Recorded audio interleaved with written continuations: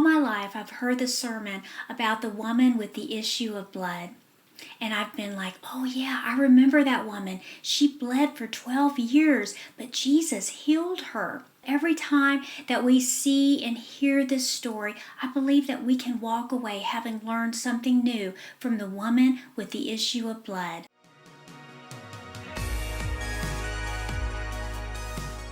Hi, and welcome to Take 5. My name is Lanita, Seay, and today's devotional topic is on the woman with the issue of blood. Today we're pulling our context from Mark chapter 5, verses 24 through 34.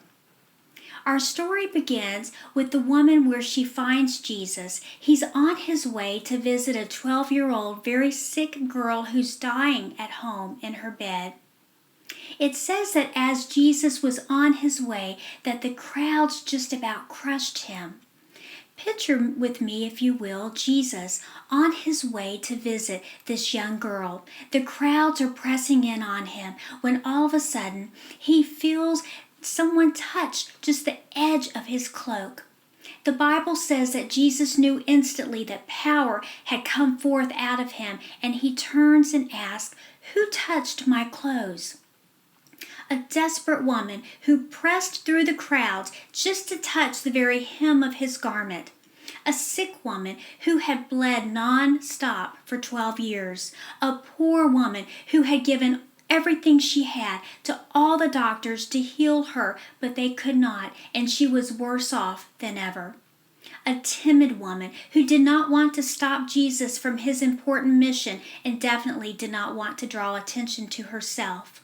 And an unclean woman by Jewish law who was unable to enter the temple courts for religious ceremonies. But now, a healed woman who no longer had the issue of blood falls at the feet of Jesus and tells him everything.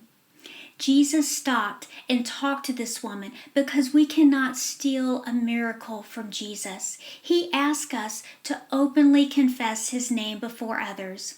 He asked us to openly confess our faith before others. He is a rewarder of those who diligently seek after him. He wanted the crowds to see and to hear this woman's great faith. Jesus is moved to action by our faith, even when he's in the middle of doing something else, for he always has time for you and for me. Jesus told her in front of the crowd, "Daughter, your faith has healed you." Not only did he heal this woman of her bleeding, but he also said, "Now, woman, go in peace and be freed from your suffering."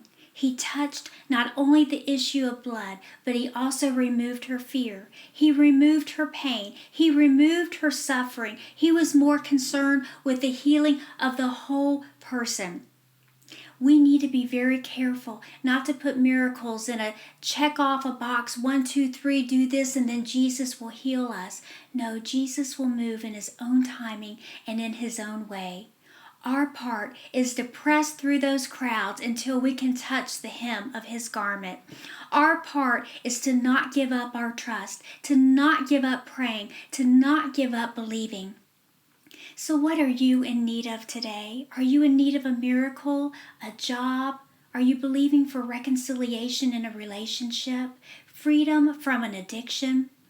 Jesus hears your prayers, and he delights in not only healing and touching the areas that we're asking and believing for, but he wants to touch the whole person. Let us continue to pray with faith then, like Hebrews 4:16 tells us, that we may approach the throne of grace so that with confidence, so that we may receive mercy and grace in our time of need.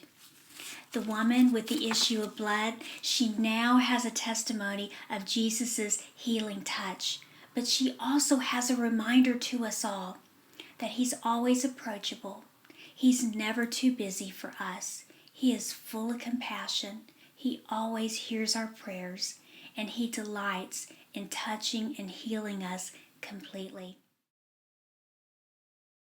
If you're in need of prayer today or need someone to stand in agreement with you, please email me at take5tuesday@gmail.com. All requests will be kept strictly confidential. Until next week, God bless you, and don't forget, take 5.